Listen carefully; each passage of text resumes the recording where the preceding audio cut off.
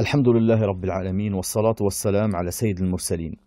Il faut faire attention par rapport à la mise en garde. Il faut comprendre que les ulama, quand ils font une mise en garde, leur but n'est pas d'humilier ou de rabaisser qui que ce soit.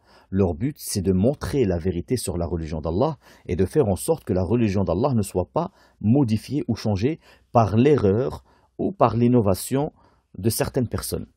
Mais en aucun cas, et la yajouz, que la mise en garde, tu l'as fait avec but d'humiliation de un tel ou de un tel. D'ailleurs, l'autorisation de la mise en garde n'est pas une autorisation d'humiliation, pas du tout. Ne croyez pas que quand les savants y parlent sur quelqu'un, par exemple, et les savants, ils ne parlent pas sur quelqu'un comme ça directement. Ils attendent des années. Certains ulama, comme Cheikh Rabi' ibn Hadi al-Madkhali, hafidhahullah, il a attendu des années pour parler sur quelqu'un. Parce qu'il voyait qu'il ne revenait pas, etc. Mais le but du shir n'est pas du tout d'humilier une personne, mais plutôt de l'appeler à Allah et de montrer la religion d'Allah. En aucun cas, et la yajouz, que ce soit savant ou qui que ce soit, qu'il fasse une mise en garde pour rabaisser un musulman. Non, ce n'est pas du tout ça. Et c'est même un principe. C'est même un principe. Et ce principe, il vient de Tajuddin ibn Subki, rahimahullah. Il dit qu'il était assis et il voit un chien. Et il dit au chien, Irsa kalb ibn al-kalb. Chien, fils de chien. Il dit ça à un chien. Et il dit, Fazajarni abi. Et son père, il l'a grondé par rapport à ça. Et il lui a dit, Père, alaysa huwa kalb ibn kalb? N'est-il pas un chien, fils de chien? C'est vraiment sa réalité. C'est un chien, fils de chien. Il lui a dit, Shart al-jawaz, adam qasd al-tahqir. Dans un autre, il lui a dit, Na'am, walakin la laysa ala sabil al-ta'yir. Il lui a dit, c'est un chien, fils de chien, c'est vrai, mais pas de la façon de la moquerie. Pas de la façon. Tu lui dis, c'est une réalité, mais même cette réalité, tu n'as pas le droit de la dire de façon de moquerie. Et dans une autre, il lui a dit, Shart al-jawaz, adam qasd al-tahqir. Le fait que tu as le droit de dire sa vérité, eh bien, n'est pas une autorisation de le rabaisser par rapport à cette vérité. C'est-à-dire que ça peut arriver. Et ça arrive. Tout le monde, sans exception, se trompe. Personne n'est masoum. Que ça soit Cheikh Rabi', que ça soit Cheikh Fawzan, que ça soit Cheikh Al-Albani, que ça soit le Bukhari et Muslim. Personne n'est masoum. Personne. Tout le monde peut se tromper. Le seul masoum dans la religion, masoum, qui ne fait pas d'erreur dans sa religion, c'est le prophète Mohammed sallallahu alayhi wa sallam. Par conséquent, quand un cheikh ou un étudiant ou même quelqu'un, des gens de la masse, fait une erreur, tu n'as pas le droit de le conseiller ou de faire un jarh ou pour l'humilier, pour le rabaisser. Non, ta première niya, c'est de préserver la religion d'Allah, que c'est une adoration. Ad-din al-nasiha. La religion al-nasiha, c'est le conseil, ce n'est pas al-fadhiha, l'humiliation. Donc premièrement, tu veux préserver la religion d'Allah.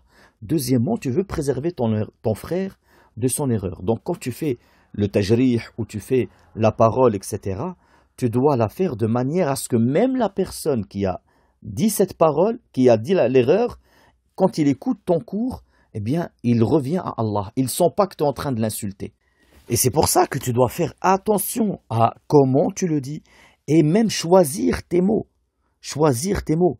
Al-Mazzi, rahimahullah, il a dit un jour, devant Shafi'i, il a dit, Al-Mazzi, quelqu'un de savant, etc., et il dit sur telle personne dans la chaîne de transmission, Foulan kadhab, telle personne c'est un menteur. Et Shafi'i, rahimahullah, il lui dit, ya Ibrahim, uksu alfadak ahsanaha. Uksu alfadak ahsanaha. En bref, habille tes paroles par le meilleur, c'est-à-dire dis la meilleure parole. Il lui a dit, la taqul kadhab, walakin qul hadithuhu laysa bishay. Ne dis pas c'est un menteur. Dis son hadith n'est pas à prendre en considération.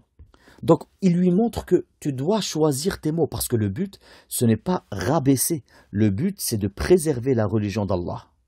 Et le prophète, sallallahu alayhi wa sallam, le premier à préserver la religion d'Allah, lam yakun fahish wala mutafahish wala la'an. C'est-à-dire, le prophète n'était pas grossier, ni vulgaire, ni maudisseur.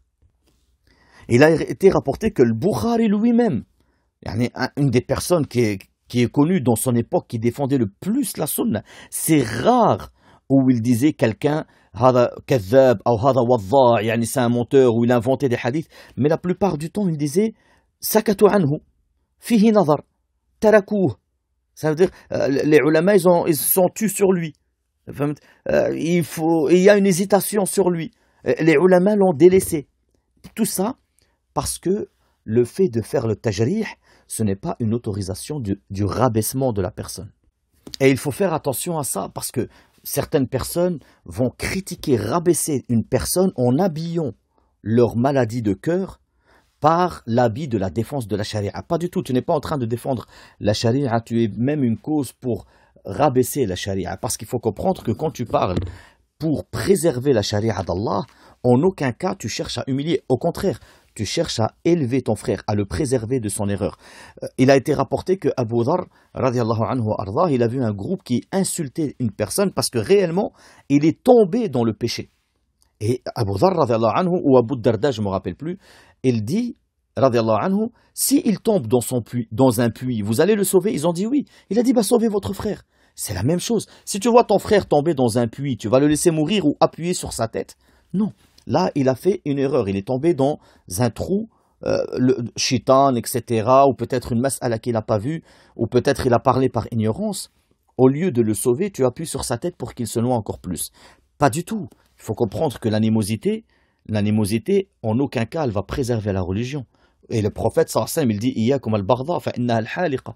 لا أقول تحلق الشعر ولكنها تحلق الدين. Méfiez-vous de l'animosité. C'est la raseuse. Je ne dis pas qu'elle rase les cheveux, mais elle rase la religion.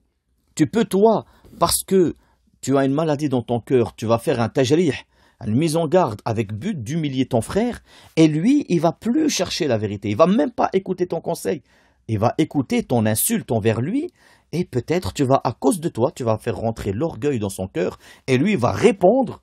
Et tu vas le renforcer dans son erreur, en fait. Il ne va pas répondre parce qu'il veut corriger son erreur, mais simplement pour te critiquer comme tu l'as critiqué. Donc, c'est ça le but de l'animosité. Alors que le prophète, il dit sur l'amour, وَالَّذِي نَفْسِ بَيْنَ يَدَيْهِ لَا تَدْخُلُوا الْجَنَّةَ حَتَّى تُؤْمِنُوا وَلَا تُؤْمِنُوا حَتَّى تَحَابُّوا. Et je jure par celui qui tient mon âme entre ses mains, vous ne rentrerez pas au paradis jusqu'à ce que vous croyez, et vous ne croirez pas jusqu'à ce que vous vous aimez.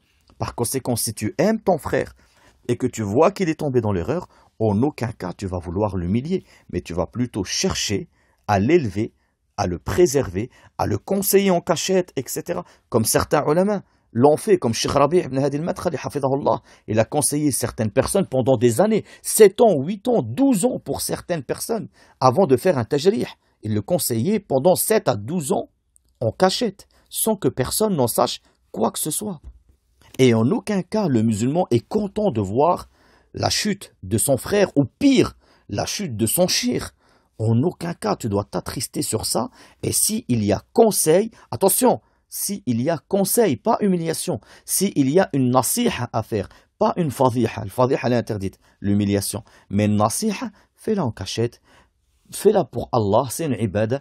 Quand tu parles, sache que les anges écrivent, et cherche à augmenter l'amour qu'il y a entre toi et ton frère, pas à augmenter l'animosité. À savoir simplement que les personnes qui te conseillent, qui veulent appeler à Allah par le conseil, même le tajrih, ils vont regarder ce qui va élever la charia d'Allah. Mais les personnes qui habillent qui parlent par maladie de cœur pour rabaisser, ils n'appellent pas à Allah. Ils vont regarder toi. Ils vont chercher à te rabaisser toi. S'il arrive quelque chose à toi, ils vont en être contents et ils vont dire « Ah, regardez !» sans savoir le pourquoi du comment. Je peux vous donner un exemple. Un frère travaille dans une mosquée. La mosquée l'a mis dehors. Celui qui appelle à Allah, il va chercher pourquoi ils l'ont mis dehors. Ah, il a appelé à la vérité, la mosquée, ils n'ont pas accepté. Il va dire « Le frère, il a raison. Qu'Allah le préserve et qu'Allah le guide dans ce qu'il aime et ce qu'il accepte. » Le frère, il a appelé à la vérité, la mosquée l'ont mis dehors. Le frère, par contre, qui veut l'humiliation, il ne va pas t'expliquer ça. Ah, regarde, même la mosquée, ils l'ont viré. Sans chercher le savoir du comment, du pourquoi, ni quoi que ce soit. Non, parce que ce qu'il veut, ce n'est pas la vérité. Il veut juste que les gens se concentrent sur ce qui peut rabaisser autrui. C'est ça la différence entre les deux. Et autre chose, ne précipitez pas à directement, dès que tu entends la moindre petite, ce que tu crois être erreur, directement te précipiter. Certains, ils vont faire des audios, ils vont l'appeler, t'as dit ça, taqillah. Non, non, les frères. Omar ibn Abd al-Aziz, rahimahullah, il dit, إذا سمعت كلمة من مسلم فاحملها على أحسن ما تجد حتى لا تجد محملا. Si tu entends une parole de ton frère, qui te semble ambiguë, porte-la à ce qui est le mieux. Tu dois de tous les côtés avoir le meilleur soupçon jusqu'à ce que tu trouves aucune excuse. Khlas, ce qu'il a dit, il n'y a aucune excuse, il n'y a rien. On a essayé toutes les portes du bon soupçon, il n'y en a aucune dans laquelle il rentre. À ce moment-là, tu vas parler avec le frère et tu vas lui dire, frère, tu as dit cela. Qu'est-ce que tu veux lui dire par là? Et c'est ça la fraternité, les frères. Et c'est, subhanallah, si tu es avec tes soi-disant frères et à la première erreur, aux premières fitna, ils deviennent tes pires ennemis, c'est que c'est une fraternité hypocrite et qu'elle n'a pas été cette fraternité-là pour la religion, pas du tout. On pose la question à Khalid ibn Safwan, rahimahullah. On lui dit, Ay ikhwanak ahabbu ilayk. C'est lesquels tes frères les plus aimés par toi, ceux que tu aimes le plus? Il a dit, rahimahullah, alladhi yaghfiru zalali wa yaqbalu ilali wa yasuddu khalali. Celui qui pardonne mes erreurs, et il accepte mes excuses et il préserve mes défauts. Il ne cherche pas. Le croyant, yansah. Le croyant, yansah wa yastur. Il conseille et il préserve. Ou le fajr, yafdah wa yahtik. Il humilie. Le fajr, le pervers, il humilie et il va te rabaisser. Et il va propager. Il y a une différence entre celui qui appelle à Allah, et on le voit, et celui qui appelle à lui en rabaissant les autres. Et on le voit. Mais sachez une chose. On peut dire une parole en la déguisant au point qu'on ment jusqu'à croire notre propre mensonge en disant non, nous on a fait une nasiha à celui qui n'accepte pas. Ça peut peut-être te servir devant les gens, mais sache que devant Allah, même si tu crois en ton mensonge, ça ne te servira à rien. Subhanakallahumma wa bihamdik, ashhadu an la ilaha illa ant, astaghfiruka wa atubu ilayk.